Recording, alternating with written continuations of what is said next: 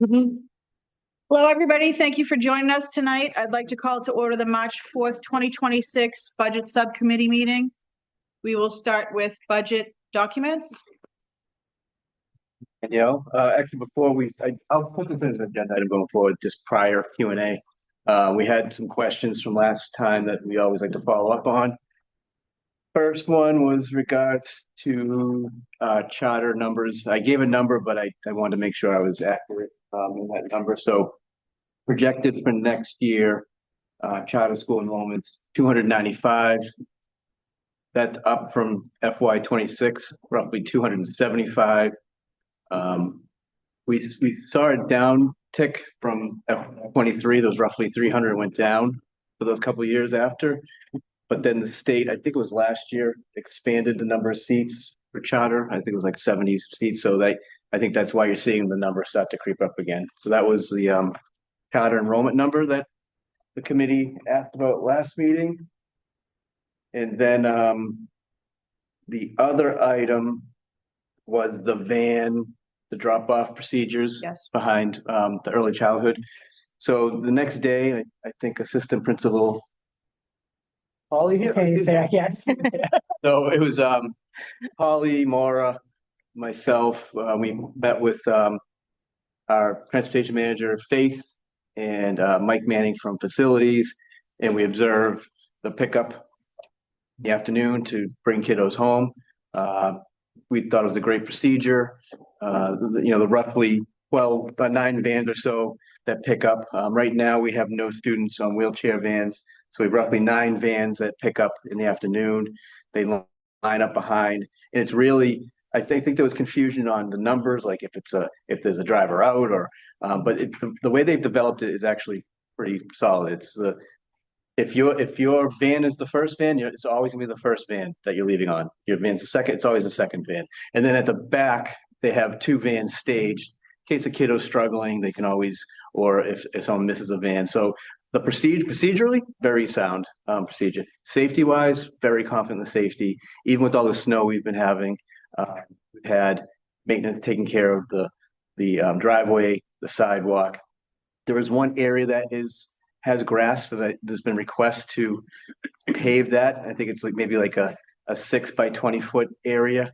It's at the back of the line where the staged vans are.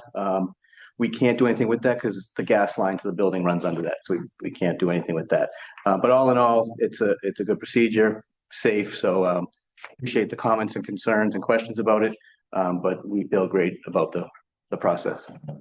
Okay, thanks, Brian. Any questions from the committee before we move on about the follow-up from last meeting?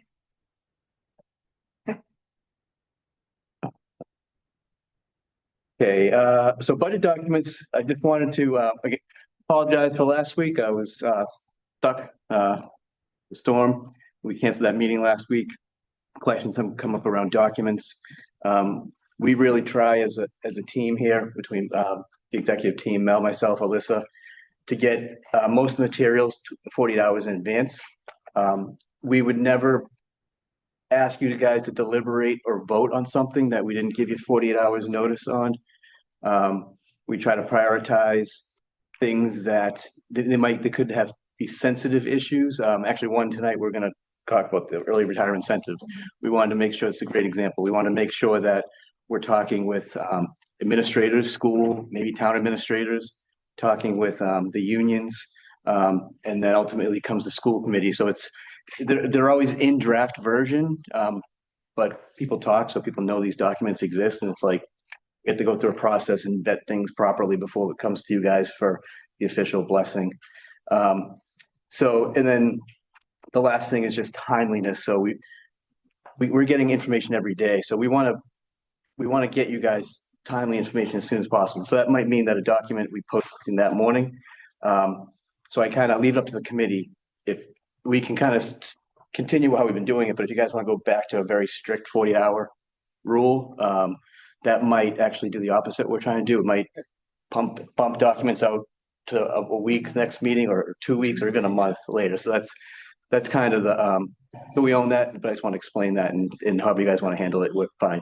I think if we're trying to be fully transparent to the community is our number one priority, right? If we have something within that time frame that's past the 48 hours, I myself would want it to go at the next meeting, not wait the full 2 weeks, but I'll open up to the rest of the committee for comments, concerns.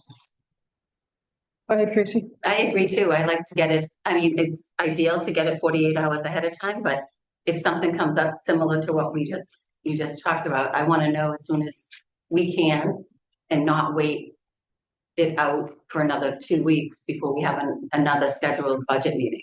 I'd like it as soon as and I understand, you're trying to manage your time with, like you said, the union, like town hall and all their schedules. So I think what we're doing, getting the information as soon as possible, even if it's under the 48 hours is a good, in my opinion, is a good way to do things. And I think if it helps, if it is something that's a document you guys get, the morning of a meeting, that's why we have the agenda of the prior meeting Q&A. Like, so you guys can digest the document and really think about it and come back and ask us questions next meeting. We're totally fine with that. I think administrators, you as well as Lindsay and everybody else, have also been accessible to us if we have questions. So I think that's an avenue too. But anybody else from the committee have comments, concerns, questions?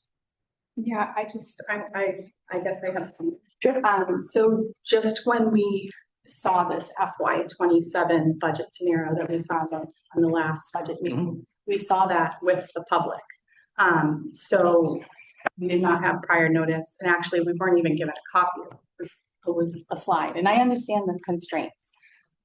My only concern is, like, where we're supposed to speak for the community, it is helpful to have time to reflect and ask very thoughtful questions and have time to process what's on these slides. And so that is why I think it's a little important to have them in advance. But I do understand your constraints.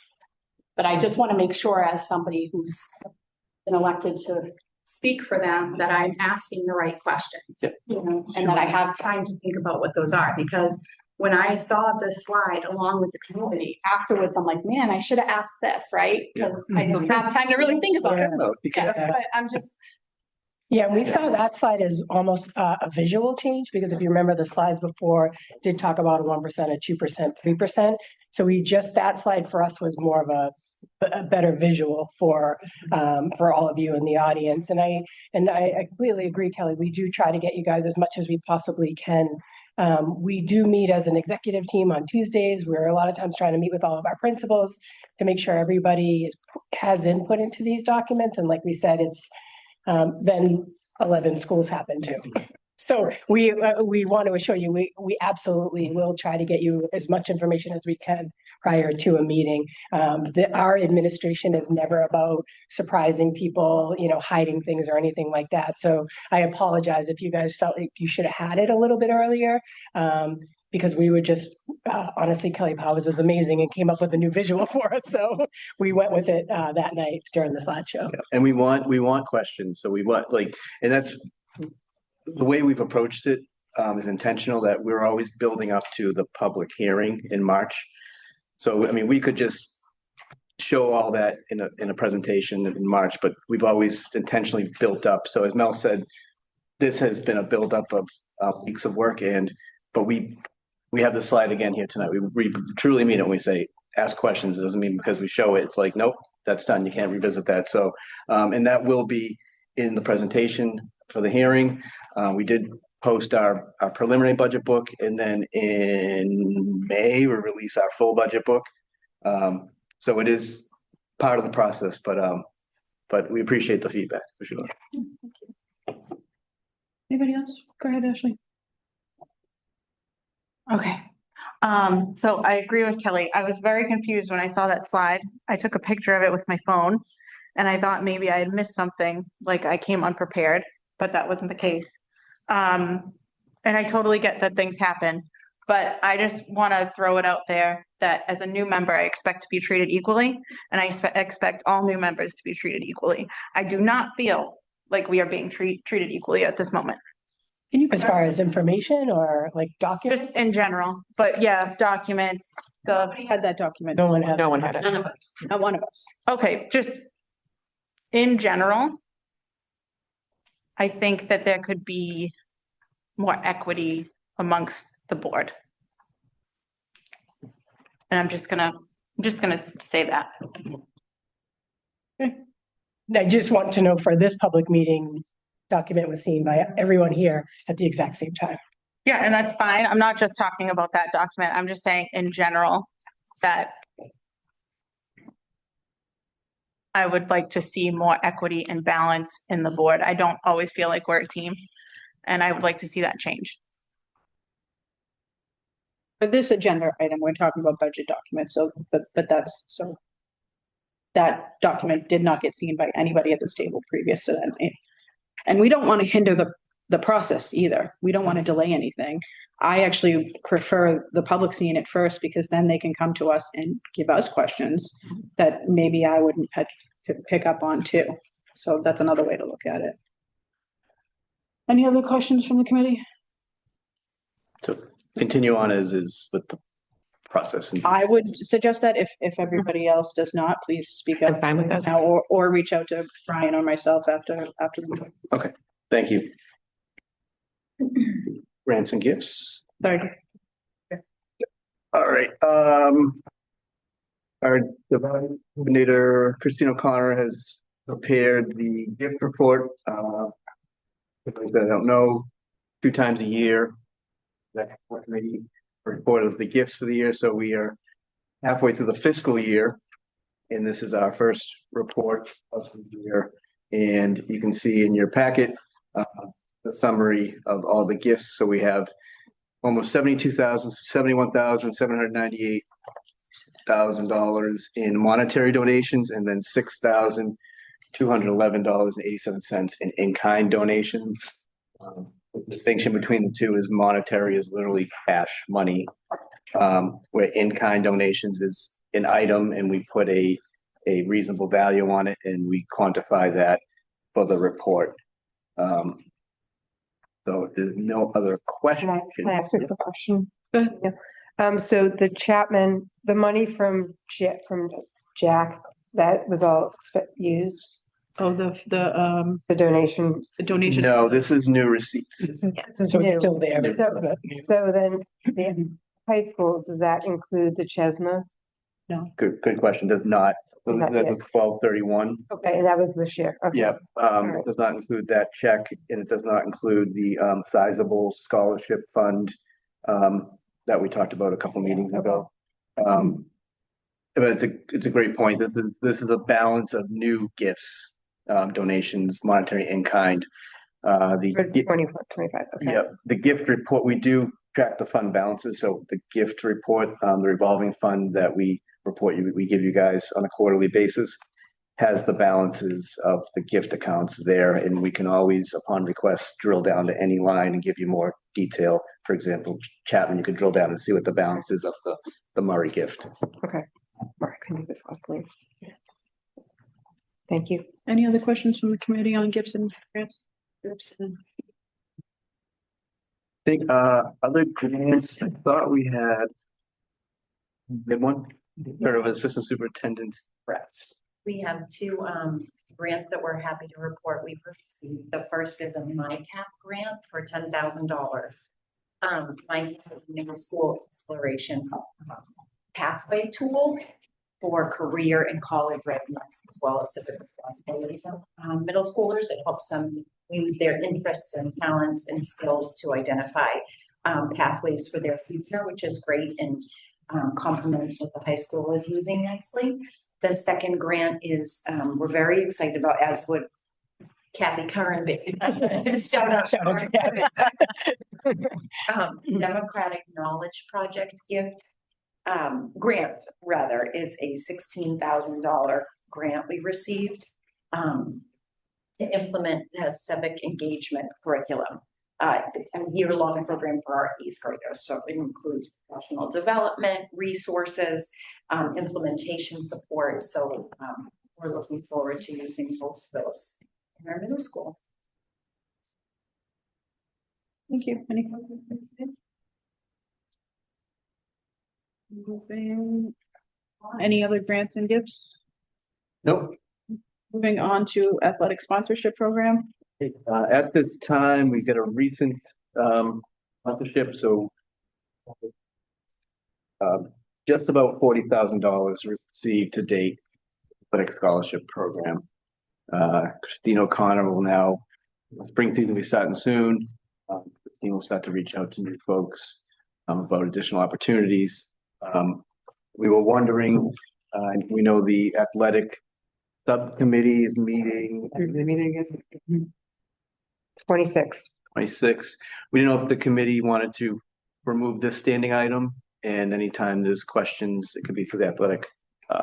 We will continue to report gifts as we do here twice a year, but we have it kind of in both Yeah. agendas right now, so. That'd be fine. I think now that the sponsorship program's off and running, there's no, we can move over to athletics. Any other comments about that from the committee? Disagreements? Great. We're on to audit the reports. Yeah. Two items here. We are going through our end of year reports for our DESI each year. We have to report all expenses fed through what's called the end of year report. That report is then audited by an independent auditor. So our FY25 end of year report is currently under audit. So we're supplying information to the auditors, and when we have final report, we'll bring that back to the committee. The other item is food services. We'll be going through an audit through DESI. That was scheduled for last week due to the snow, has been moved to April 7th and April 8th. And so Alyssa has been working with our food service director, Liz Sorrow, to get everything prepared for that audit, and we'll report back after on that as well. Can you talk about just what the typical timeline is for the year end audit? Like how long does that take versus how long till we get the report? I know that's. So excluding the last couple of years, because there's a lot of turnover with auditors and with town finance, but typically our school year ends and our fiscal year ends June 30th. Town closes the books. And then we have till ideally October to complete the end of year report. That's submitted, and then DESI goes through and that's what generates all the net school spending reports. Any sort of report you see on DESI is driven mostly by the financial report, end of year report. And then that report gets audited by an independent party. CBIZ right now is the auditors, and they do that. So where we're at right now is typically a good time-wise. So the last couple of years, it's been delayed like a year or two. And then if there are findings or amendments that need to be made, DESI allows up to 2 years to amend an end of year report. Typically, it's just allocations, like, Line items. line items, shifts between line items. The bottom line number is typically the bottom line number, which is our operating budget, all other funding sources, whether it be revolving or grants, and then town funding. So an example would be insurances. Last year on the end of year report, insurances for school employees totaled roughly $15 million. So that's part of the net school spending number. Items that aren't part of it are food service, transportation. So all that is captured in the end of year report, and by law, we have to have it audited. Is it posted before the recommendations come back? So like do they post that information, then you get the audit findings, or do they wait till you get the audit findings to post that information on DESI? It's posted, so they process the end of year report, and I think it's usually after the first of the year, the calendar year. So when we do an amendment based on that, those reports will just be updated within DESI. Okay, all right, thank you. Any questions from the committee? Contracts, Contracts and procurement? procurement. This is busy this time of year, getting procurement and contracts for next year. The snowstorm, we had some emergency procurement things pop up. But the focus right now is the invitation for bid for school student transportation. So in your packet, you have that timeline. For those who don't know, this is our contract for the big yellow bus. Currently with First Student, expires the end of this fiscal year. And we've gotten approval through school committee and town council to engage in a 5-year contract. So Alyssa has prepared the timeline. So the invitation for bid will be released Wednesday, March 25th. Questions from potential bidders due back first. We will provide responses to any questions by April 8th. Proposals from vendors will be due April 15th. Public opening of the IFB on April 15th. Alyssa has a team of us that will review, and then we anticipate a notice of award by Wednesday, May 13th for a July 1 contract execution. Any questions from the committee on that? Well, we have like a cost savings with the 5-year versus. Typically do. So they see a commitment from us. But even simple things as like the fleet, the buses, they can amortize costs over 5 years versus 3 years. So it is beneficial to us to enter into a 5-year contract. Thank you. Any questions? from the committee? Moving on to fiscal year 27 budget planning. Thank you. Let's see if I have any upgrades before I kick it over. I'm going to kick it back to my HR here. Gary Berm to go over the early retirement incentive. We had any updates. Oh, there was one. Federal funding. We had a commissioner call today, and it was shared that there's no anticipated consolidation or elimination of federal funds for FY27. So for us, that's our entitlement grants, Title 1, 2, 3, 4, and our RDA grants for special ed 240. There will be a level funding, so it'll be the same funding for next year. But we did talk about earlier in this budget season about the potential of a significant cut that would have impacted not only Weymouth, but all Massachusetts cities and towns. But as of now, it looks like federal funding will be coming for 27. It'll be level funded, which is essentially a small cut. So we'll have to account for that when it comes to what we're spending the grant on. It's dollars this year next year as it was this year. Ideal. Yep. I think that's all I had for kind of general updates for budget. So I'll kick it over to Jeremy. You're just over there. Jeremy. Yeah, okay, so thank you. I want to walk you through a little bit of the thought around the retirement incentive and kind of how we got here, where we are in the process. This is still very preliminary.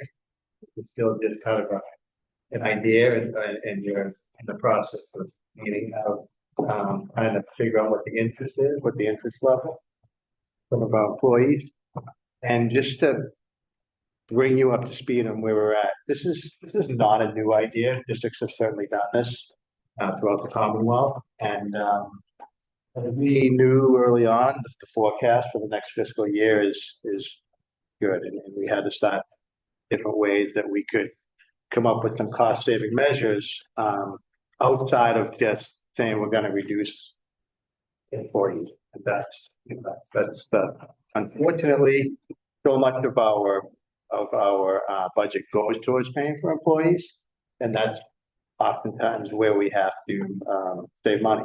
And so we look at other expenses. There's some things that you saw in that table in terms of things that we would do. It's not just layoff. So this is just one idea. This isn't like the savior that's gonna make our budget issues go away. Put it out there to solve everything, but it will help. And the way we approach this is it's really kind of a simple idea. We're looking for people who are senior level people in the sense that they've got higher salaries, they've been working in their position for a long time, and they're retirement ready. That's really what we're targeting. And what we're looking for is people who are employees who are kind of just in that point in their life where they're on the fence, they're not sure, they might be having, those people who are close to them, they're talking about what's the next stage, when am I going to retire? It might be 2 years out, might be 3 years out, but they're also kind of thinking, maybe I want to get out now. I want to do whatever that next thing is. So that's really, we're not pushing anybody out. This is very much a voluntary exercise, and we're just looking for people that, hey, maybe instead of waiting till next year, you want to go this year, because that benefits really everybody. If they're in that place where they can do that, then they can separate from us and decide what the next chapter in their life is in terms of that. So that's really where we're going with this, and why are we doing this? Because, well, there's some definite upfront costs that we will incur because we're paying people out. Now, you say there's certain people that are going to retire anyway, but we're looking to probably triple the number of people that we have on a typical year. We might get 6, 7, 8 retirees on a good year, maybe 10. We're looking for 20, 25, 30. We're really looking for 25, 30 to retire. And that, it seems like a huge number in terms of loss. But when you think about the number of employees we have, it's really about 5% of our unit A, which is really teachers that we're focusing on. Why are we focusing on teachers? Because that's where the biggest cost savings is. We feel confident that in most cases, we can let people go who are ready to go. And of course, there's loss with that. We lose mentors, all those kinds of things.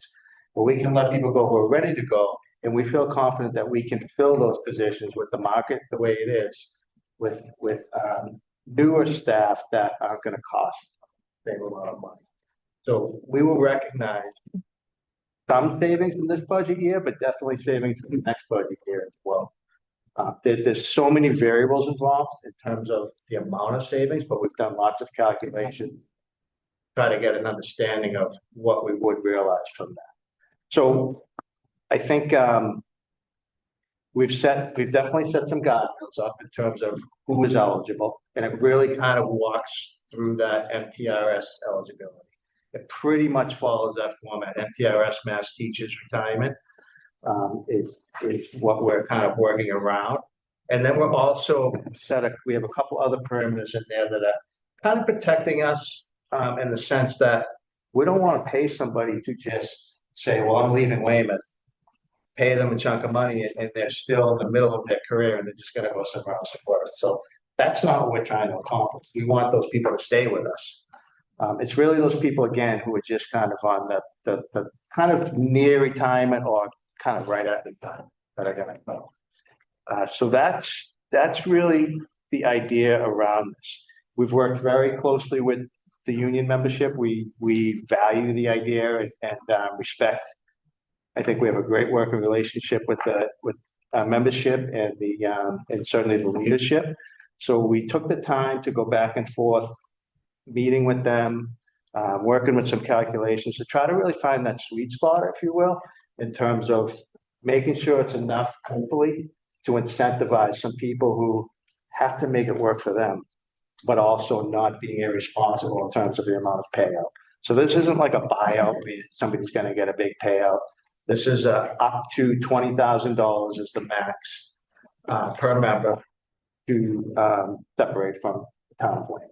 And then there's conditions around that as well. So what we would do is we would develop an MOA with the union, and then also just some very strict guidelines in terms of an irrevocable trust. So, I'm sorry, trust, losing my mind, irrevocable contract, so to speak. I just don't know why I went to trust. I must be thinking about my own future. There is no incentive for him retiring. Yeah, exactly. Thinking about my kid. Yeah. So if it is binding, and if there was an extreme circumstances, some would work through that. But we want to make this very tight. We want to make sure everybody's comfortable with the process. We don't want to push anybody. This is very much a individual decision that I think, just to give you kind of an example, an average higher end teacher right now is making anywhere from say 100 to 115,000, and there might be additional. There's longevity costs. There's other factors that are involved in that. So let's just use 105,000 as an example. If I have two teachers at 105,000, that's $210,000.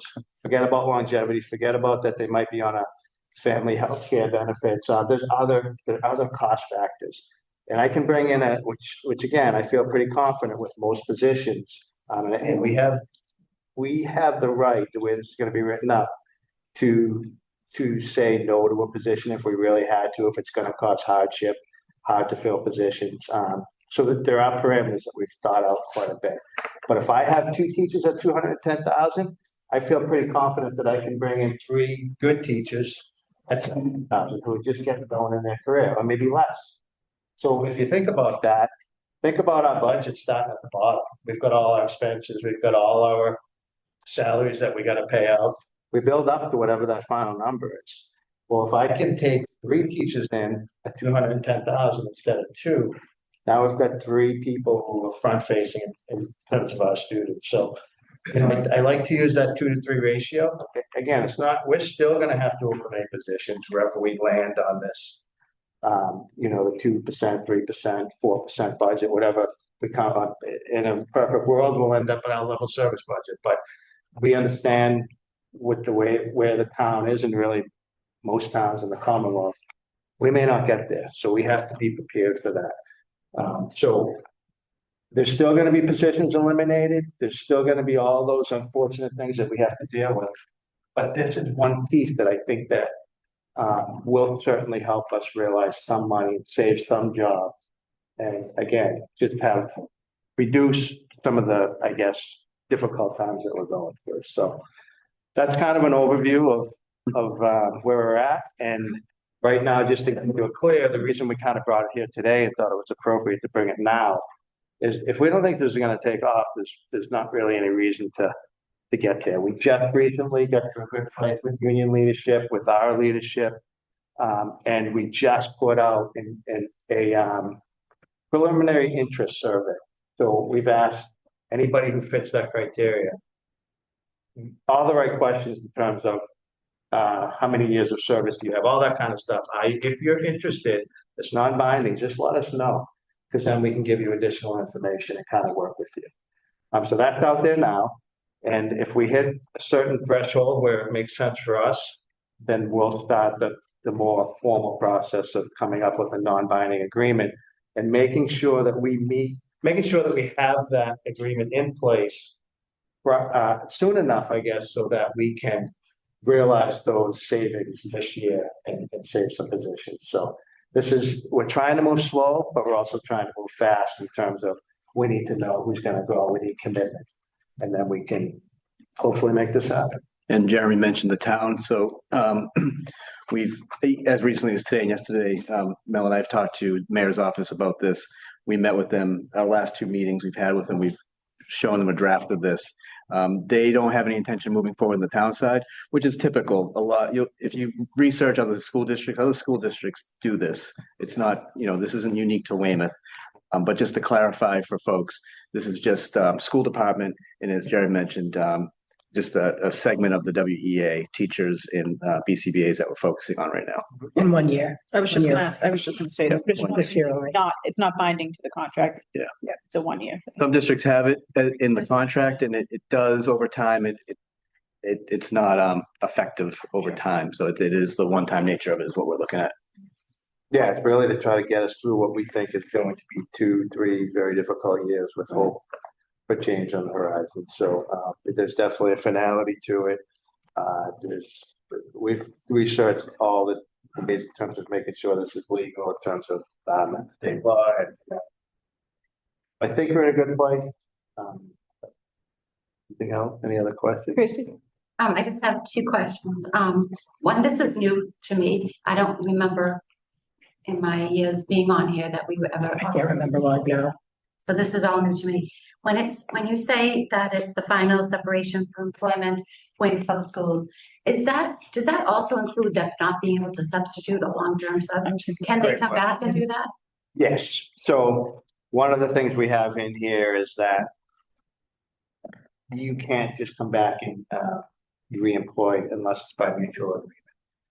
We're still in the details of what the final MOA is going to look like, but 100% we always want our retired staff or other to come back. So that's not going to get in the way.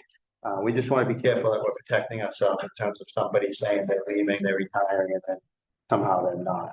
So those are things that we're still kind of working through. And Jeremy, if I may, Yes. you said you just put a survey out today. Or When did we? Friday. Yeah, we just had our last meeting with the union leadership. We're going back some numbers and again, it's not as if we're negotiating to try to, yeah, there is negotiating, but it's really us working together. So what's gonna make this work? Yeah. This is hopefully a win-win for everybody. To just get through the difficult time, so, thinking outside the box, and I like it. Thank you. thank you. Any other questions from the committee? Go ahead. I appreciate the work that's gone into it. I read through it today. And just for clarity, I asked the question for teachers that may have put in for retirement already, would they be able to, tap into this if they had put in? And the answer was yes. So I just wanted to. Yes, then I was researching a couple other districts. There has been language that says if you've already Yeah. put in for retirement, but you can't do that. I know. So I appreciate that it is, Saying, too bad, you came forward early. timing's everything. Gave us plenty of notice. And then if we did that, not that we're gonna offer this incentive again, and I truly mean that, I mean, Right. I don't know. It's not something we're gonna say, oh, we'll do this again next year. But just think about that. If somebody feels like they got burned, everybody else is gonna wait until the very last day, because. No, we want to be on the up and up very much. So we're not going to advise anybody on whether it's good or bad. They need to talk to their financial managers and Right. MTRS. But I appreciate that that was taken into consideration. Yeah, for sure.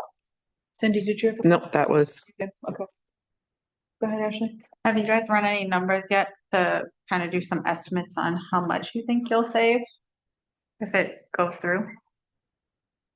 Yeah, Yeah, we really don't. I mean, It's there's so many moving parts to how much we'll save, but So many. saving it, we've run enough of the numbers to say this is a benefit for us.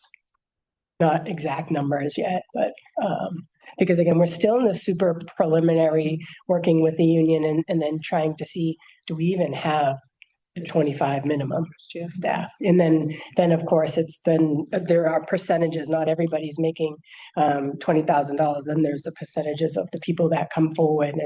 And there's, some positions that'll be filled, some, most of them will be refilled, some of them may not be refilled. So then there's that piece as well. yeah, some might be eliminated, and that's a true that's a full savings. But think about, we might have to eliminate a position anyway, and that could be a senior person who's now bumping somebody. Their job's gone, but if that person happens to retire, we don't have to lay anybody off, and we're realizing that full savings. So there really is a lot of variables, and we will certainly share numbers in terms of. I was just gonna say that it'll come back to us once those numbers are. Yeah, once we have final numbers. We would have to. For us to move forward in an MO, right? I We think would want, of course, want your approval to move forward with it. so. I wouldn't say tonight, but we Right. put on for action the next school committee meeting. Sure.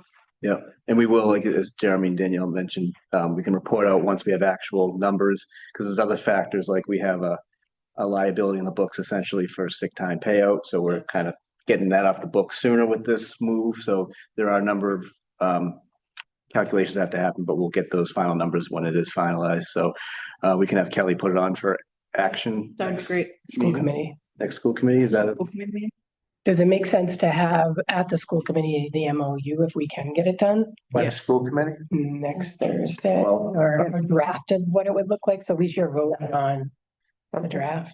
That would be helpful. That would be, So it'll either be something like this, or it could be as close to the I MOU. think a draft would be safe, because we would obviously need to. Yeah, absolutely. It's always gonna be draft. Yeah, We'll have to talk to the union. yeah. I was gonna Not to ask, stare down at my.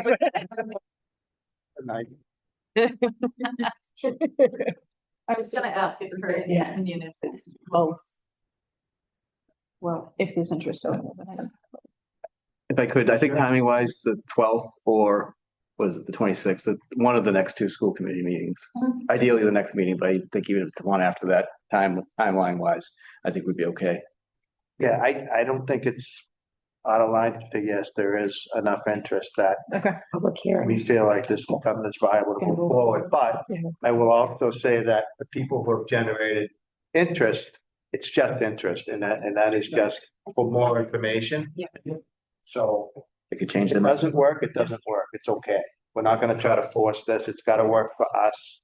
And obviously it's gotta work for those individuals. If it works for them, we get enough interest, then we go forward. We do have a potential date of April 3rd with 4th, 3rd, somewhere in there. April 3rd. Third, fourth, yeah, somewhere in there. So that's gonna come up on us super fast. So we want to make sure that our membership has enough time to look it over, understand what the numbers are and make those choices. Big decision. Yeah.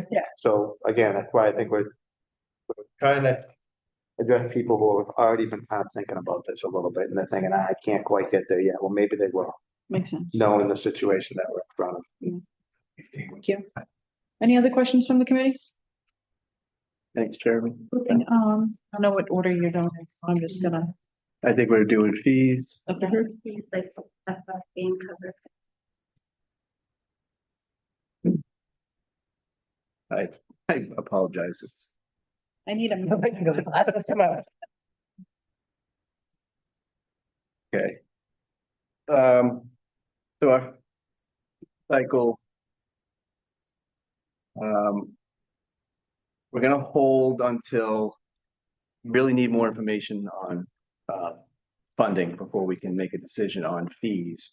But we just want to remind the committee that what we're looking at, we review our fees each year anyways. But with the budget potential shortfall in funding, we're looking at scenarios of 10, 20, 30% increases. So we talked about a flat rate increase. Forget about adjustments for, like, for example, for student transportation. We budgeted for that contract an estimated amount. If it comes in higher than what we've estimated for the budget, we're going to have to increase the fees for buses to offset that. So there's more work to be done here. But I did want to follow up from last meeting that it wouldn't necessarily be 10, 20, 30 for everything across the board. Best example I can give you is we could increase athletics, say 20, but if we did that for our early childhood tuition, that could price us right out of the market. So we're approaching it from, there'll be significant increases potentially based on funding of the budget, the operating budget. And it could be anywhere from 10, 20 to 30%.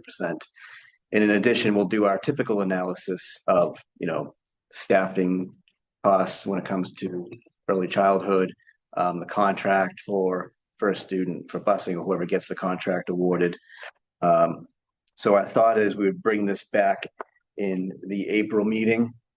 We'll have more information by then and we can get into more detail.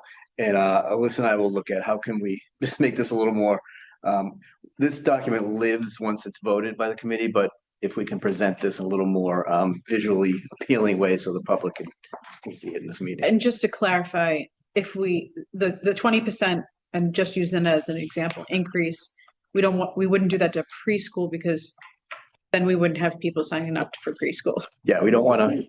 Because we would outprice and nobody would want. It's a great point. Yeah.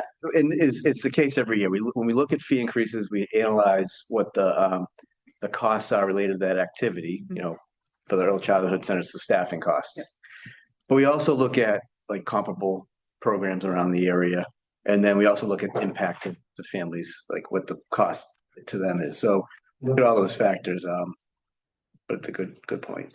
And it was added, Mary Ellen's gonna love this, that it was added, extracurriculars, theater. Oh, thank you. Yep. So That I wanted. Not that you want. No. It was added on there. Equity. So as we look at so we have our typical fees, athletics. We are proposing to look at a middle school sports fee now of $50. We're also looking at the high school clubs and activities.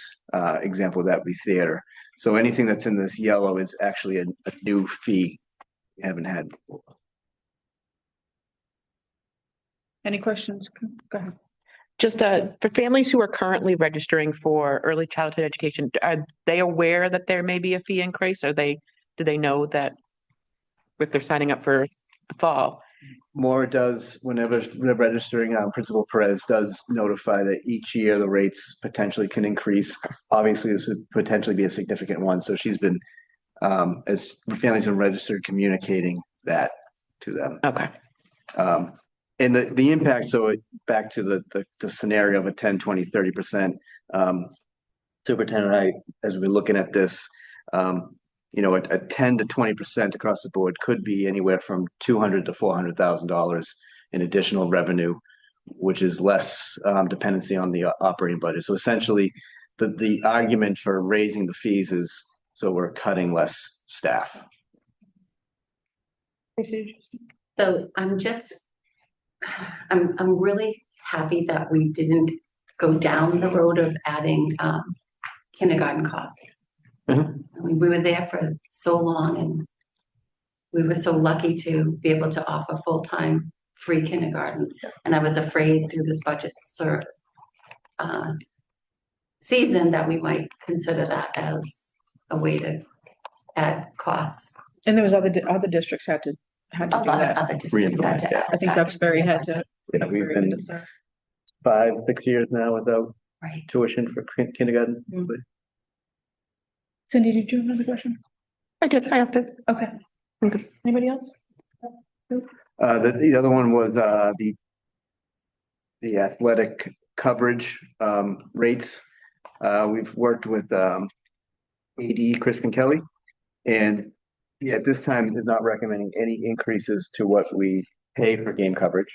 So that's a neutral impact in the budget. And she's actually exploring, which I think is amazing, the idea of this. There's some activities that happen here that historically we've paid people for, but we think it's a great opportunity for kiddos to get some hours in and do some work. So she's looking at other districts that do this. I know it's been an ask for some years, but she's really taken charge of looking at adding, if it's for about a JV game or a freshman game, the timekeeper could be a high school student to get hours experience. Yeah, I think that's such a great, and it includes them when they don't want to play the sport, but it's their friends that are playing the sport. I think that'd be They're there anyways, right? Yeah. great opportunity for inclusion. Yep. Anybody else? So again, the April meeting will come back with fees, and we're gonna talk about at the end, just timeline of Yep. things, so it'll kind of make sense as Yep. our rationale. Yep. And then ESY and our substitute rates. Back out a little bit.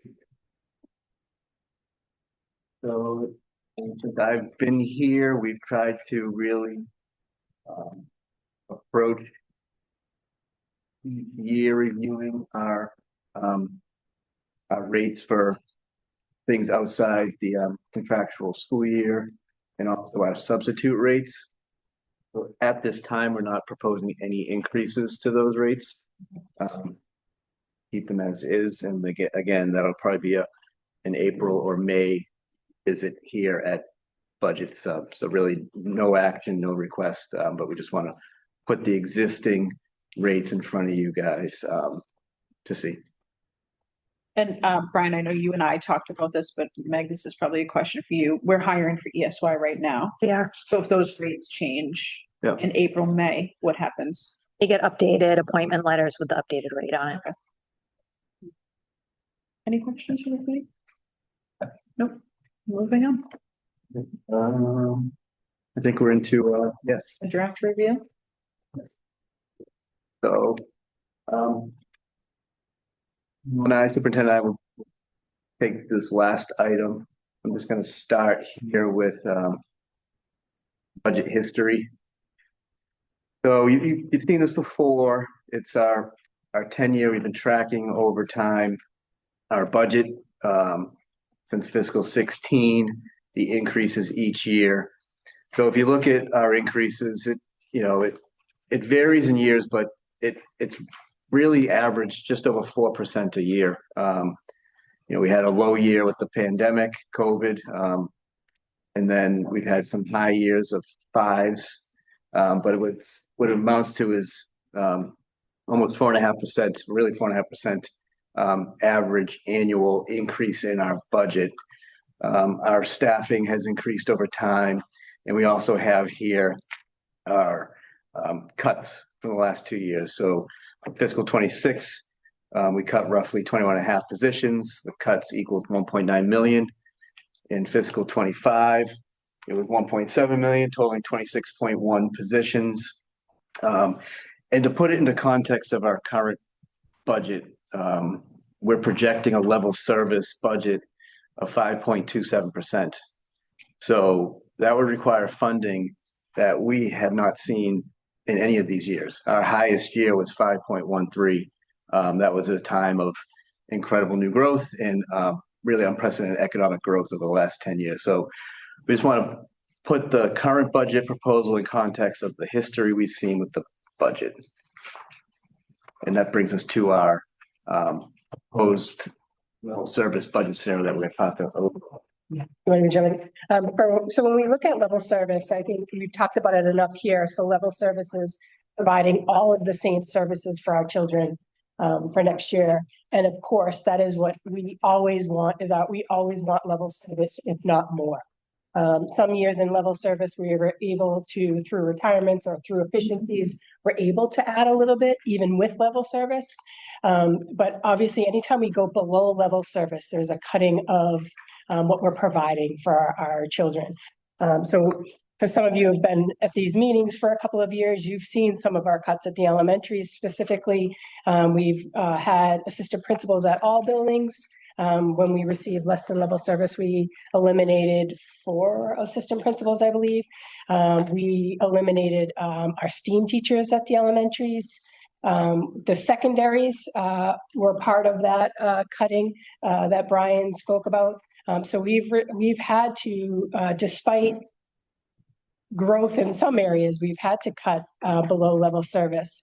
And we're getting to a time that we can't really cut too much more.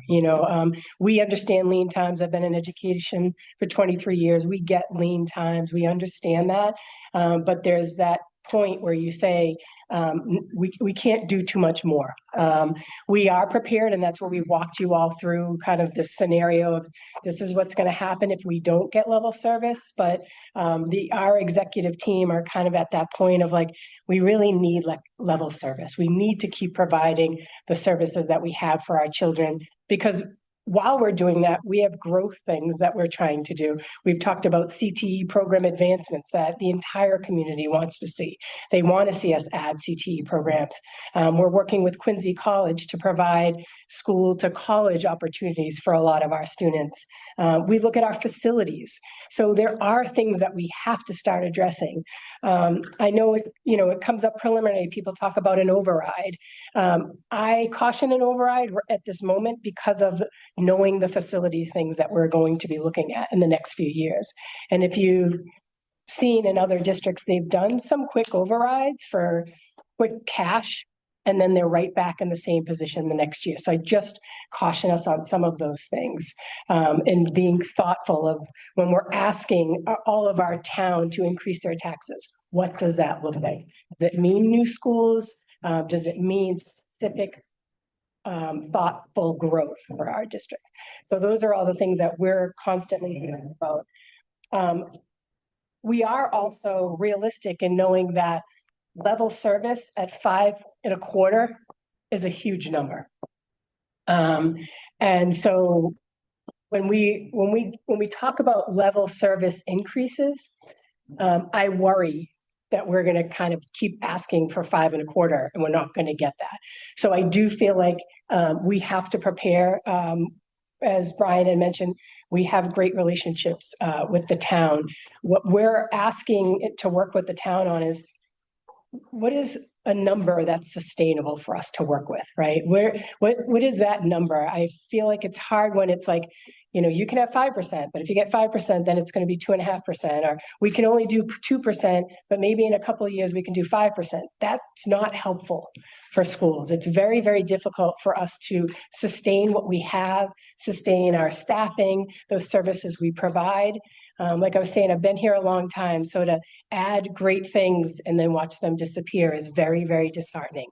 And it's also not equitable, because as we all see, if your children are in, kindergarten this year, looks very different than what kindergarten or first grade looked like 5 years ago? And does it look different than kindergarten in 5 years from now? So we're trying to provide this sustainable education that looks, for the most part, the same for all of your children, and for all of our children in the district. So as always, we advocate for our level service. We want to provide the same services, the same staffing. If anything, we're always trying to think about growing. What we provided in the slide previously is to make sure everybody is aware if we do not receive level service, these are the things that because we never want to surprise you, right? We never want to kind of have this blindness going into the budget season of like, yeah, we're just going to ask for level service. And then all of a sudden the town says, we can't afford level service. And then we have 2 weeks to try to catch you up to what's going to happen. So that's kind of all of the work that you've been seeing, that, we're kind of supporting and asking for level service, but we're also prepared if we do not receive the full level service moving forward. And as Mel mentioned, part of is the known and projected staffing. So back here, we did coming into this fiscal year of 24 to 25, as we were building the 25 budget, we cut 26.1 positions. But if you look at once 25 happened, we actually went up 12 positions because we had to add back positions. So what we do now with level service is we factor in positions we've added this year. So we've added positions this year that weren't in the budget. We have to identify one-time funding, usually it's circuit breaker, but then we have to build it into our level service budget for next year. So our 27 level service number includes these positions. We've added about 500,000 positions this year. It's actually more than, I think there's a couple more cents. And then we project, taking historical data on positions we've added, we project that number and build it in to the level service budget for next year. We think it's a sound way to budget, because what happens if you don't budget for it, these positions come up, and we've completely, over the last few years, depleted any sort of contingency funds we have, whether it be circuit breaker or grant funds, to add positions during the year and keep them in the budget for the next year. So that's an explanation on the level service budget. And then we just want to finish up here, again, revisiting, open any questions on just some scenarios we've built as we go into the next phase of the budget process. Any questions from the committee? I know this isn't an easy process, so I appreciate all the work that's gone into this behind the scenes. We're talking about people's lives. It's not easy. Yep. I appreciate everything that you and your team has put together for this. Can you scroll up for 1 second? So keep on going. For the year, the one that lists the years, that one. For the asterisk that you put for ESSER, was that the added, that 40 was included the positions that we added with ESSER, correct? Correct. Okay. But not Part of the 3.8. not part of the 3.8. Yeah. Right. And I think that's where, like, when you look at the cuts of 1.7, 1.9, a lot of those were the ESSER positions coming out of again, those were recovery positions. Those were positions that, the government said, take this money, try to recover from a pandemic. And then they're gone. So that's a lot of the positions that came from there. Coaches, assistant principals, STEAMs, those were the positions that came out of it. MTSS, yes, thank you. Questions from the committee? You want me to open it up to the public now, or you want me to wait till after capital? Probably capital and then just. Capital should be quick. And just on timeline, so we have our next school committee meeting is next Thursday, the 12th. That's the public hearing. We'll do a presentation. That's our full presentation we do, the budget. And then the following meeting, the 26th, is where school committee will vote a budget. That budget will then go over to the mayor's office. Mayors will prepare the town of Weymouth budget for FY27. And typically they present that to town council. It's usually the week of like April vacation, so we're projecting it might be, I haven't seen an official date yet, it might be that Tuesday, April 21st. We'll know likely the week. Does it go to their budget committee before it goes to town council? They do a presentation at town council Okay. and then town council refer it to their budget committee. Okay. The point there is that we should know, probably that week before, as documents are posted, what the mayor's The number. budget is that goes to town council. Town council refers it to budget management. We go to budget management on May 12th to present. And then town meeting happens and then a final budget is voted sometime in June typically. So that's just the Timeline. timeline going forward. And for the public, that they can find that timeline right on the website that Kelly has put out there for the fiscal year 27 budget. It lists all the important dates going through. Yes, so if we go to budget subcommittee. It was like real-time exercise here. Yeah. So thank you. This has that timeline. We can talk at the end, but given the vote that will happen here and the timing of when and we'll get those dates. Once we have the town dates, we'll get them on here. Okay.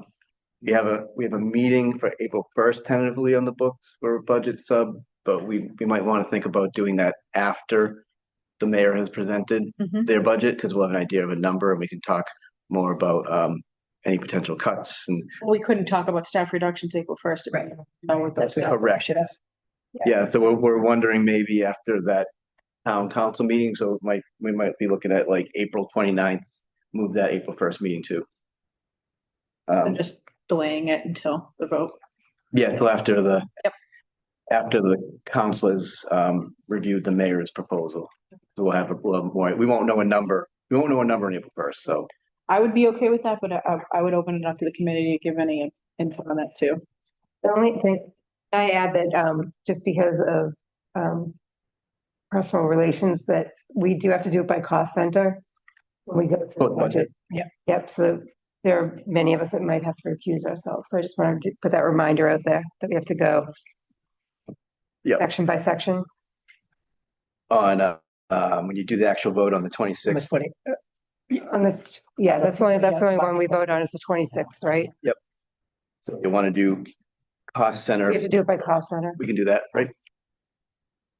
If we just get clarification as to where. I think on this slide, it was going to be the humanities. And then on the website, it was here, so. Oh, the public hearing? Yeah, can we just get clarification as to where that's gonna be? Or town hall. If that's town hall? Yeah. Town hall. Okay. Our public hearing, you mean, right? Yeah, it would be a town hall. And then, Because it's saying, It's our meeting. it's saying community center, that's why. Oh, we have to update that. Yeah, Yeah. I got you. We have to update that. Yep. Have it on the list. Yep. Alyssa has on the list. okay, thank you. We're just gonna do. I think she just found it. Oh, you did, okay, We'll change the humidity center. okay, Yep. Thank you for that catch. Yeah. Alyssa. it wasn't me with Kelly. Thank you, Kelly. Can I just ask that the March 12th meeting that's at the, in our new location at the town hall? Now the public hearing is gonna be hopefully really big turnout. And like for OML violation purposes, I just want to make sure that there's gonna be enough room at the town hall that it will accommodate everybody. So my only concern would be like if it does need to be moved to a bigger location to house more people, that we make sure that it gets changed. I don't know. I know. I don't know how you We don't predict. get invitations sent out, so we don't know Right. exactly how many will show. I mean, there's been times, way back when we were going to cancel all athletics. and we were standing room only at the high school. I think we can check it. I think seating's But- comparable, but I standing think room, the seating is comparable Yeah. to what we were having at the humanities, but standing. sure. Yep. If you think that, I just want to make sure everyone can fit.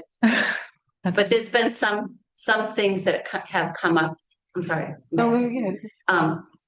There's some things that have come up over there that people have wanted to speak, and they had to just wait their turn and the line was out the whole way. Yeah.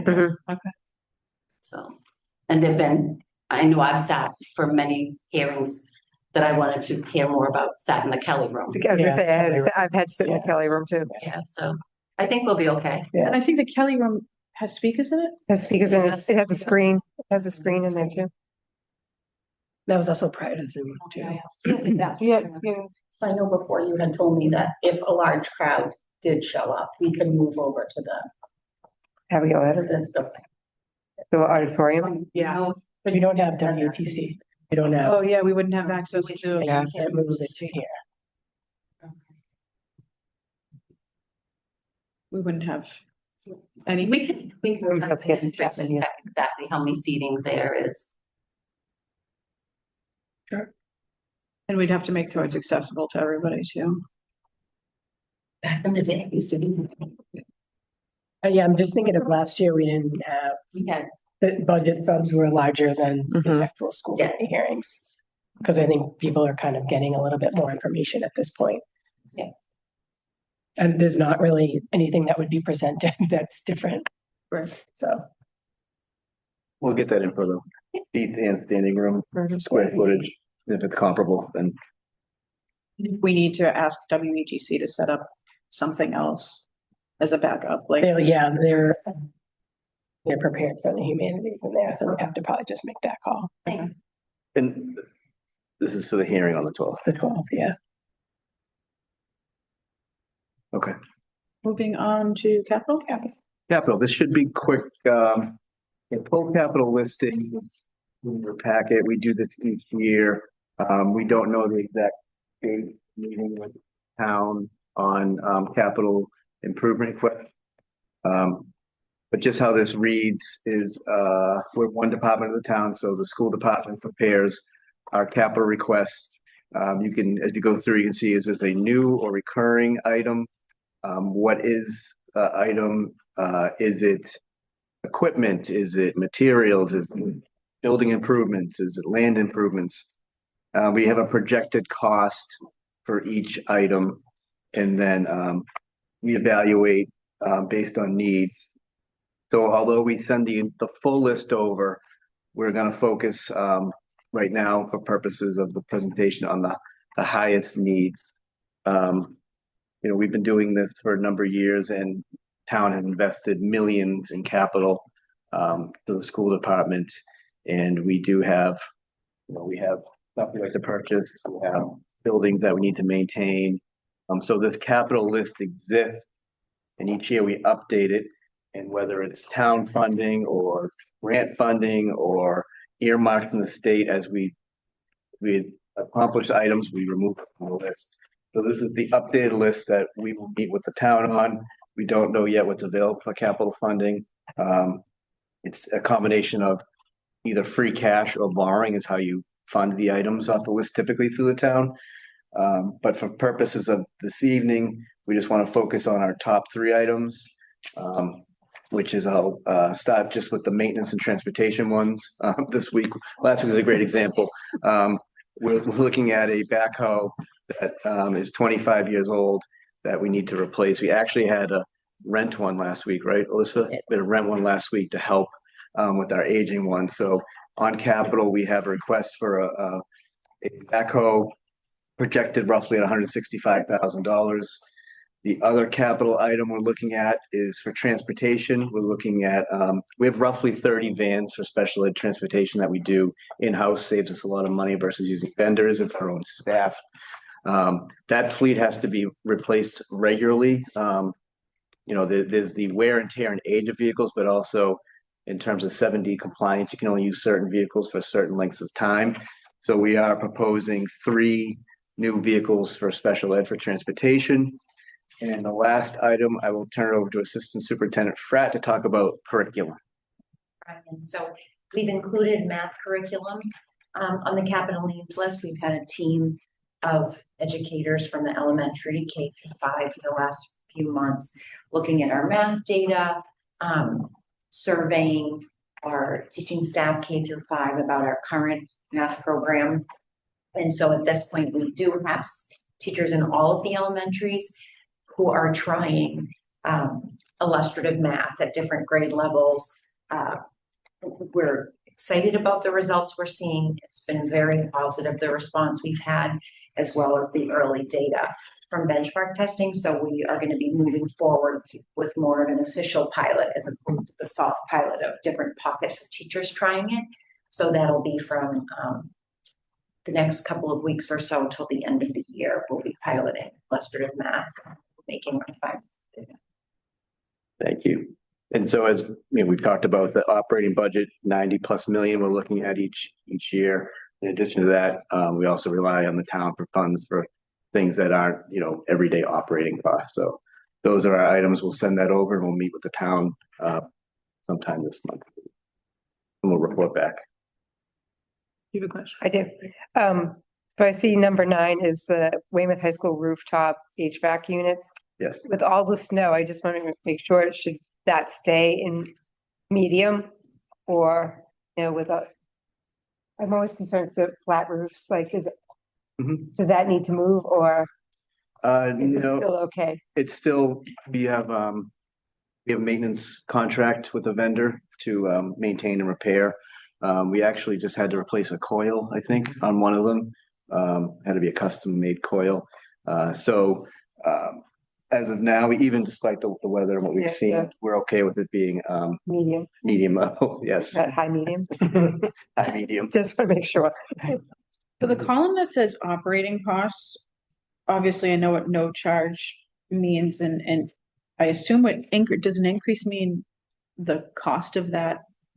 It's a great question. Or decreased? So it's a good question.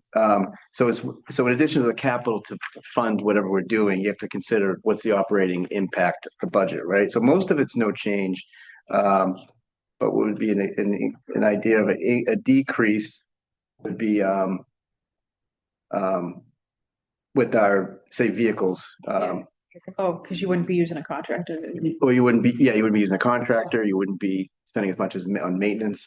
And an example of an increase, which is not on here, when we did Chapman over, right? Yeah. There was an increase in some utility costs that we had to capture, but we accounted for that. But that's really what that's for, is just capturing the operating cost of. Change it, will it increase it, will it decrease it over time? But it's decreasing the budget, not decreasing the cost. Correct, thank you. Yes, increase the operating budget. Any questions from the committee? I just have one question. I know at the last budget meeting, we talked about the fence at Wessagusset being on the capital request. Is that on this year's? Is that why it's not on there? Great question, not on capital because it's not to be deemed a capital item. Have to be a useful life of 3 or more years, which a fence would have a useful life of 3 or more years, but also a cost of $25,000 or more, which the fence will not have a cost of $25,000. We have a line item in our operating budget under maintenance for materials and supplies. So in the spring, we're going to buy the fencing material, and then we're going to have our amazing maintenance crew install the fence. Thank you. Could CTE ever do a project like that? They could. Yeah, they could. Can I ask one other question? So like when we look at like the study for the Pingree interior space build out, I'm concerned about Pingree and the building that's going on and also at Union Point, right? So the 2 schools in South Weymouth. Yep. And we know that a building project can take 5 years. Yep. So I guess my question is, can you just talk about what the study is and Sure. how long it will take? Exactly. Look at this as like a priority before we end up in a crisis. Yes, so it comes on the list and sometimes it's a study, whether it's a feasibility study, we need more information. So the good news is we get these items on the list and then when it's in study phase, we need more information. So we're actually we have the facilities subcommittee that is a joint with school committee in the town. So when we do reconvene, we had to get through, elections of school committee and town councilors. So when that group reconvenes, we'll be talking about things such as that. So that's what the study means, is that you don't have enough information to move forward with a project yet, but we want the project memorialized somewhere. Because it's just hard because with the building, you don't know what the impact will be. You have no idea how many kids will move in. So I just want to just be on our radar, like how that's going to affect Pingree numbers as well as, Talbot and Hamilton. Absolutely. So We can promise you we think about that every I know day. We drive by that development every morning. Yeah, like modulars were on here a couple of years ago, and when they first came on, it was study feasibility, and then it came to fruition as a project. But it's a good question because I didn't even mention that. Thank you. So to follow up to that, why isn't every school on it? In terms of, From the capital or, Like, so it's Pingree has a buildup, but why wouldn't the two other schools listed that is in that zone of Union Point Mhm. also have that in the capital? we have a master plan Okay. list, and that's when we did that document a few years ago. It needs to be revisited for sure. But that's the work that subcommittee will do, is talk about, but it's a Which good, it would yeah. impact, okay. and we'll talk a little bit later in the year about a statement of interest with the MSBA. Okay. Yeah. For those major projects that go well beyond capital. Yeah, Study cost. the study feasibility, yeah, usually 15% of the project, in some cases, engineering. Yeah. Huge percentage. 15%. Any other questions from the committee? Go ahead, Sue. Sorry, one question, and this is just because I work for a nonprofit and so I'm used to begging for a living. Has there been any, and this may be a manpower issue that we just may not have, but reaching out to some things, like there's certain things on here, obviously, no one's going to donate a $3 million something, but there are like smaller items that, has there been any outreach looking for donations and things like that? I saw the sign at school, at the high school and things like that. Have there been like communication and reach outs? That's a great task for our new development coordinator, Christine O'Connor, to look at. Something like a sign like that makes sense. Yeah, obviously, no one's going to give us 3 million for, a new heating system, which would be lovely, but something along that. I mean, it's a sign that they could put their name on. Well, I mean, even like if you say like renovate the locker room at the high school, like maybe like Dick's Sporting Goods or somebody like says, hey. Cushman? Yeah. Yeah, we'd have to look at school committee policy on that. There are some things in policy. Yeah. Doing things for advertisements in schools. That's why we did the banner program. It's temporary. Right. But very good point about, looking at that, knocking off some of the smaller items through. And I'm a resource if she needs any, feel free. But Any questions from the committee before I open it up to the public? At this time, I'll open it up to the public. If you'd like to speak, you can just come up to that table right there. Can you just speak loud, Dr. Murphy, so the mic picks you up? He always speaks. Speak loud. Never been an issue there. I don't do that all day long. Mike Murphy, president of the WEA. Quick question, a couple questions on the capital expenditure list, Brian.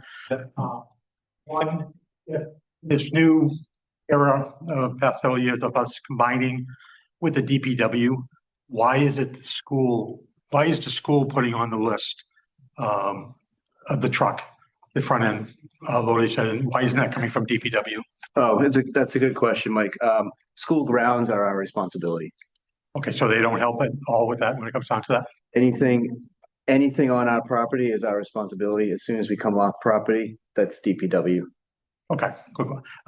Secondly, I understand how it moves and shifts in terms of priorities on the list, but I see the boiler at Johnson now holding up the tail end here.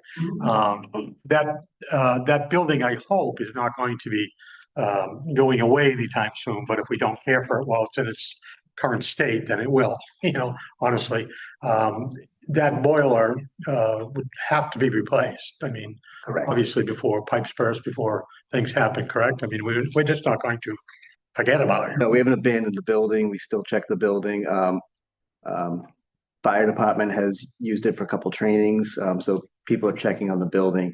But as we start to have the facilities planning meetings, whatever direction we go with that building, that will obviously be reflected in capital list. Will that be up to the school itself on where that is listed on the priorities, or is that, would town get involved in that conversation as well and say, you know, we want you to use the building for such and such, or say the school committee decides that they want to use it, does that, who bumps that up? Do you bump it up? Does the town bump it up, or? It has to go through school committee to what we do with the building, right? We had to vote on central admin. I don't know why we wouldn't. Yeah, we've kept the boiler's been on there for years. We've kept it on there, knowing that we still have to have conversations about the building. So once we've had conversations about the building, then we can make determinations on who owns the projects. Right.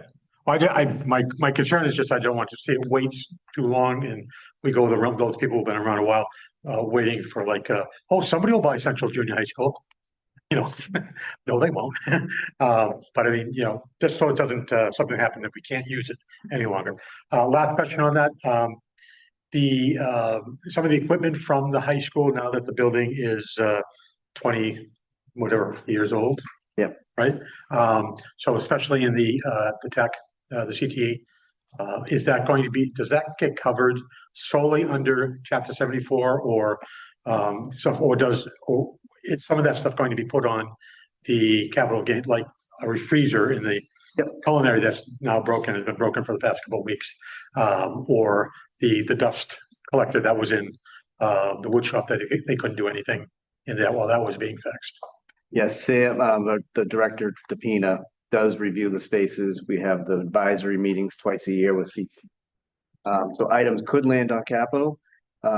Items of also, we have the earmark through Rep Murphy's office that we're spending down right now, and that has addressed hundreds of thousands of dollars. Yeah. So things could end up in this list, but Sam does maintain a high school specific list for CTE products. Okay, just check. Thank you. Good question.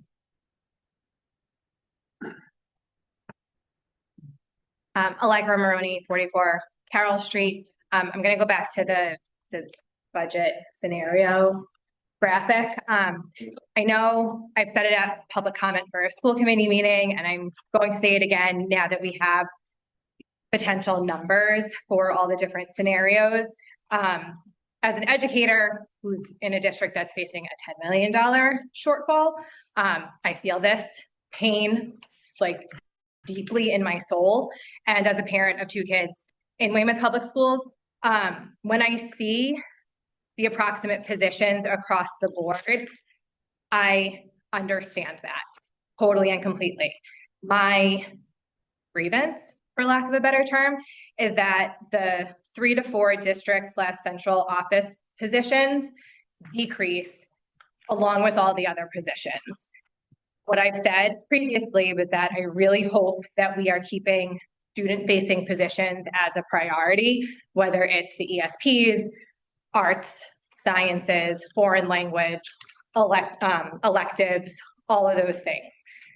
And we then would have to take from more of those administrative director positions. And again, I understand this is someone's livelihood, this is someone's job, this is someone's life. But I think that we need to look at that. And if we keep those district central office positions at the higher end so that we are still maintaining a minimum impact on those student-facing positions, I, as a parent and an educator, would appreciate that.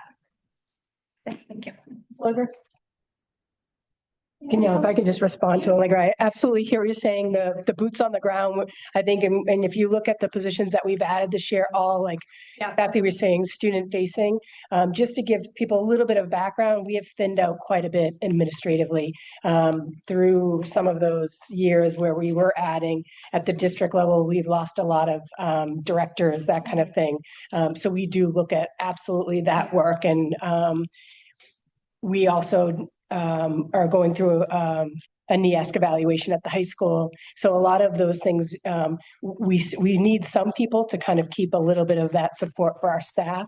Because I think sometimes people just see administrators as doing administrative work, but they are also supporting our staff and our families, that piece. But we are pretty thin. We can also show, if we need to get to there, we can show where we sit in correlation with other districts administratively.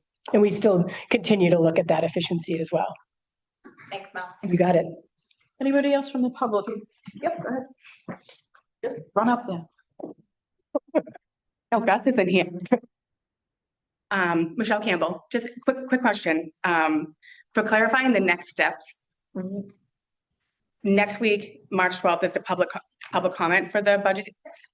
Hearing. For the hearing, but we're not gonna know the proposed cuts until after that meeting? Did I understand that right? Yeah, because we won't have the number from the town yet on what we would receive. So we vote what we think what we know we need. It goes to the mayor. Okay, And then it comes back and then you'll be able it's to gonna be two solidify?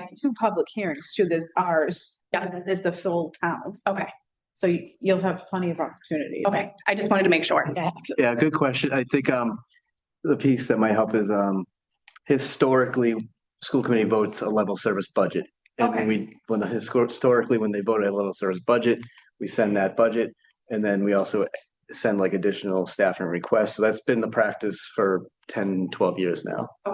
The graphics are really to inform school committee and then everyone else to say, if we don't get level service, so that they're informed to make that vote for a number to send over to the mayor. And then we wait at that point. And then Should I go back out? Sorry. So we're planning on asking. that's up to the school committee. That's up to us to inform them as much as we possibly can. And for all of you to kind of weigh in as well. That's what we'll vote on at the public, is what we are gonna propose. Okay. Yeah. Anybody else from the public want to speak?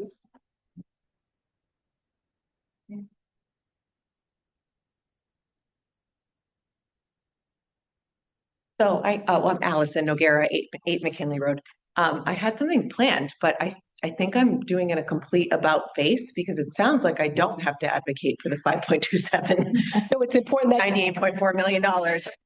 that you are advocating for that. Just, so I mean, I've done a lot of thought about this and I just want to say to the parents in the room that it is so important that we show up.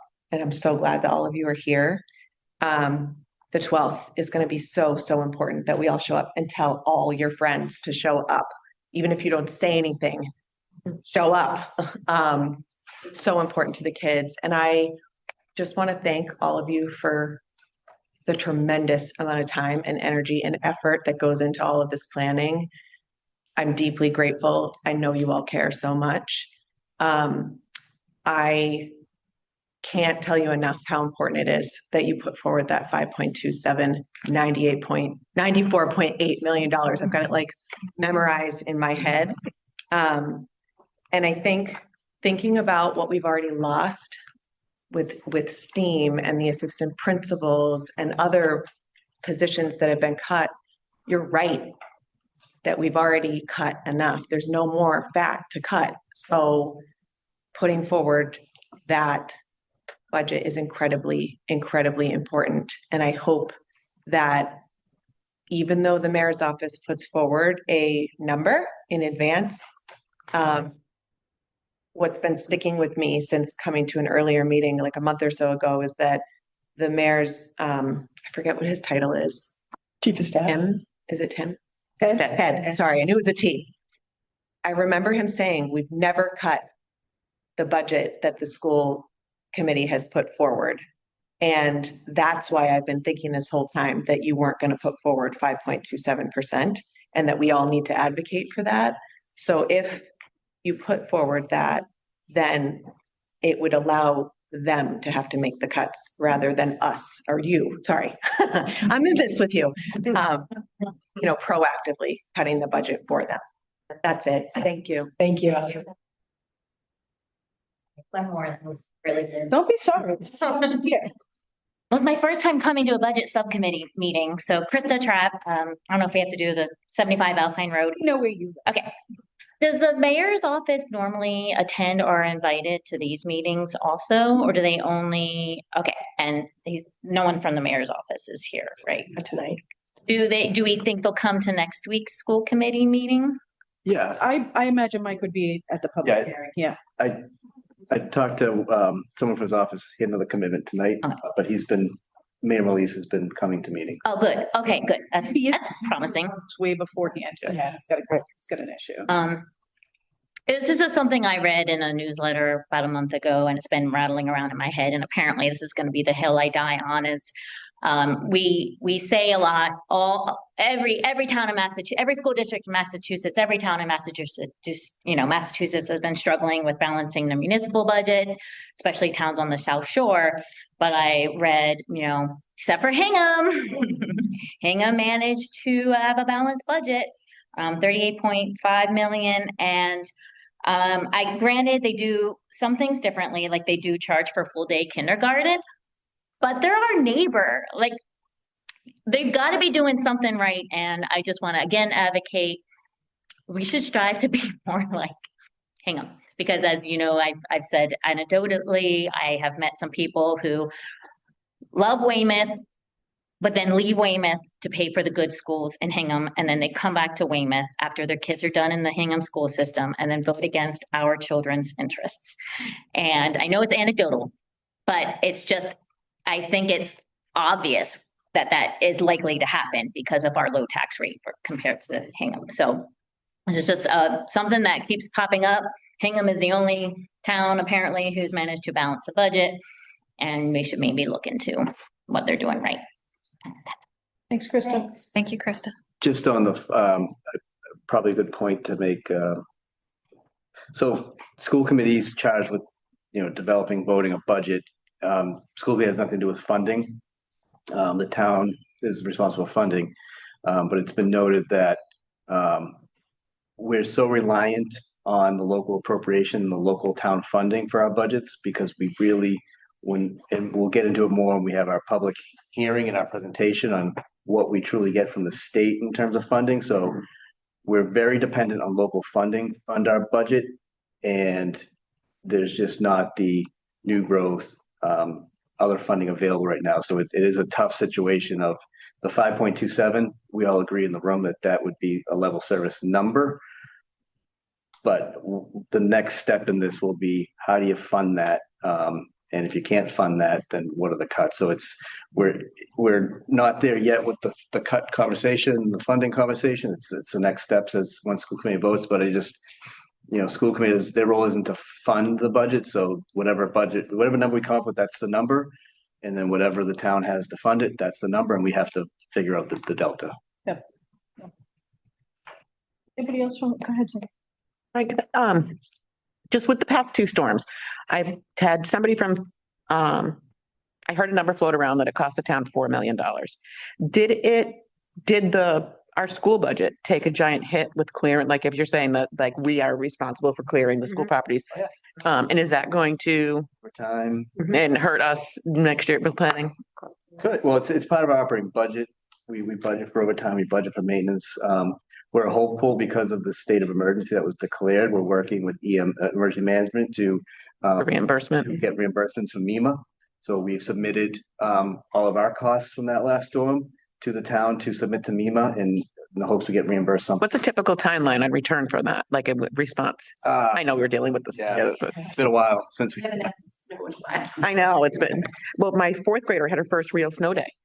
She's never had a real power outages and stuff like that, but she's never woke up and had a big snow day. It was great. But okay, so we really don't know. But great. Yes. And I had to tell her, like, this is not normal. Like, you're not gonna get either nothing or 2 feet. Like, but okay, thank you. Anybody else from the public? Just real quick on that, I'm sorry, I just want to get up, but isn't snow removal one of those things where you run a deficit?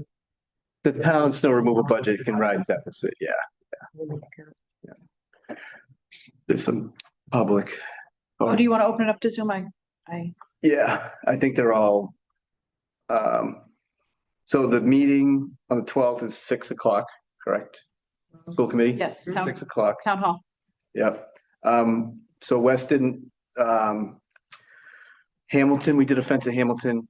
West, we're gonna do a fence at West. In Nash, given the proximity of the modulars, there was no request for any sort of fencing at Nash. And then we will look at, questions around, let's We see. have portable sinks for the modulars. Correct. They're not built with bathrooms. There's no running water. No, the philosophy is it's, we have fifth grade out there. Modules is just fifth graders. They're gonna be going to that really big school across the way next year, so they kind of give them that little bit of independence and freedom. But there wasn't never planned for bathrooms. I don't know if Meg, can you read that, Meg? That would be driven from IEP services. So there's no plan to cut PT, OT, and SLP positions. Occasionally, Oh, if sorry. we post for a position. I don't think people can't see the question at home. I'm sorry. Can you read the question, then answer the question? Is there a plan to cut PT, OT, and SLP positions and use more assistants? There's no plan to cut those positions. Sometimes when we're hiring for the positions, if we don't find an OT, PT, or SLP and an assistant applies, then we would consider that. But that's not a plan that we have in our department. And that would be driven by service grids. Yes, only if somebody has that in their grid or they provided, correct. And then I'm the vibe of the speaker, I don't know. And then Kim, good question. So we've seen mixed models of, who's responsible for what grounds. But I know it's been a long standing in Weymouth that's the case, that school department's responsible for snow removal on school grounds. I guess the exception to that, we have guys stationed at each of the primaries in Adams. But we do use a contractor, given the size of Chapman and the high school. We use contractors that the town DPW does incur that cost. So I should have clarified that. So thanks for the question, Kim. And also just to reiterate during this storm, because we haven't had one for such a long time, we truly can't thank our DPW enough. I mean, those days we're spent many hours on the phone, our emergency management, John Mulvihill, and working with our DPW, Bobby Feldman.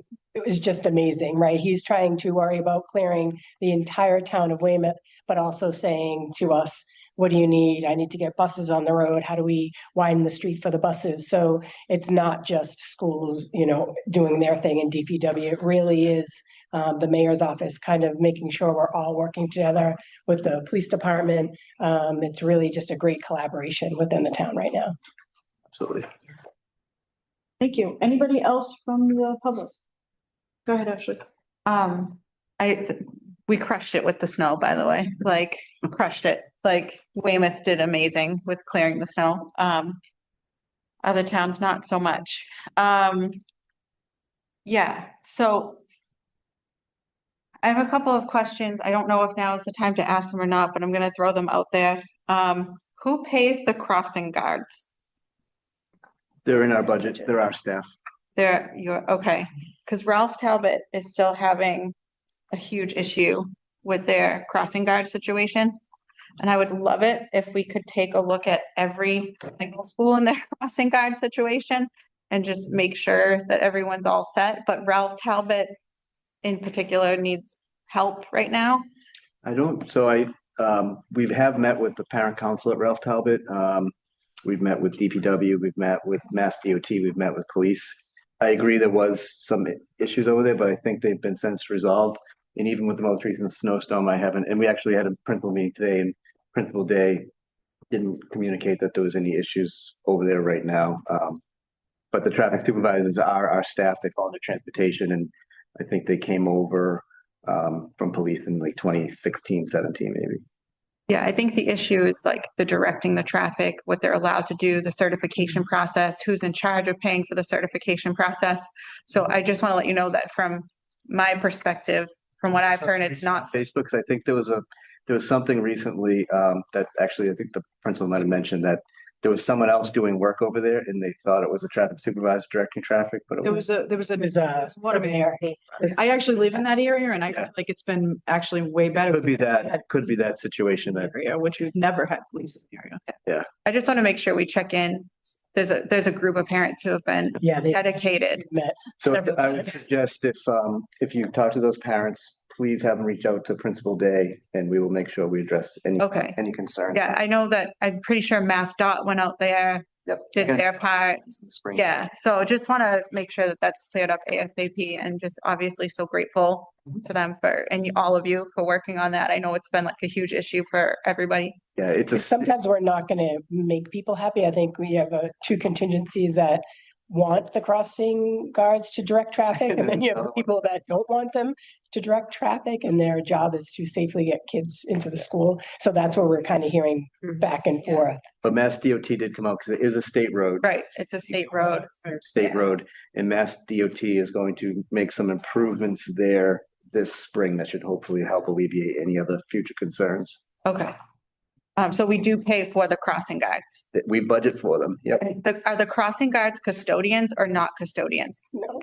No, so they are their own bargaining unit through AFSCME.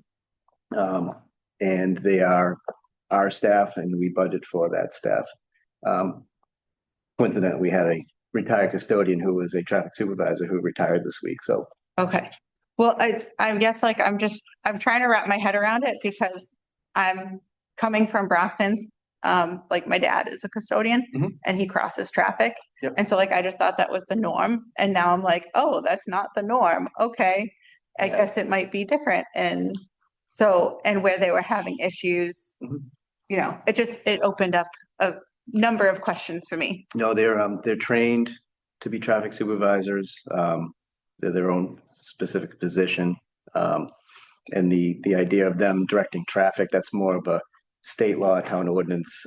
As Mel mentioned, there's two sides to what they feel like they should be doing on public roads, but I can assure you they're not custodians. So what, like, is it a part-time position and they only direct the? Maybe this is something you guys can talk. Yes. Yeah. They are, Yeah, maybe it is something we can leave about. and we're always looking for new staff. So if anyone wants to. Okay, yeah, I want to know more about that. Okay. And then I just wanted to suggest, so the budget book, I did a little bit of research. And by the way, I appreciate the budget book and thank you. The draft. The big Yeah. one. It's a draft.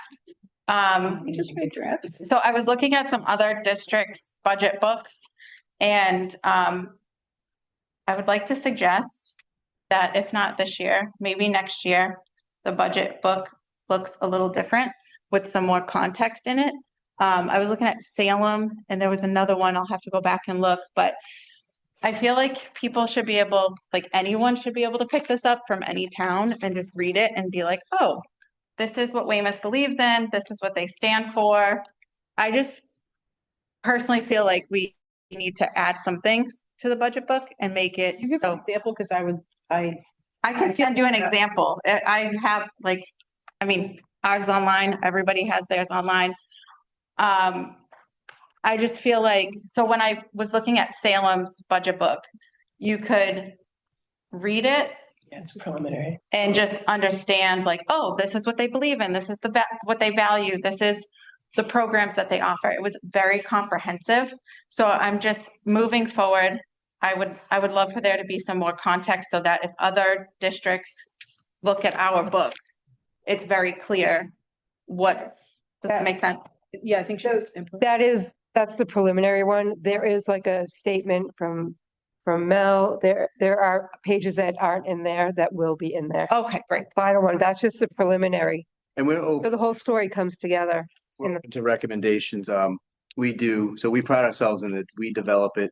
We actually have the high school kids print it. I know there are some districts outside of Boston, begin with a B near Fenway.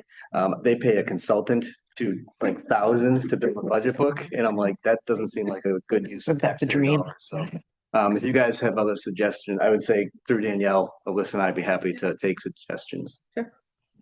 I can send you some of the ones I was looking at. You can send them to me and we can discuss them with the rest of the group. Anybody else? I would take a motion to adjourn. I'll make a motion to adjourn. Thank you, everybody. Our next meeting will be, for the public, our next meeting will be the 18th for budget and the 12th for the public hearing.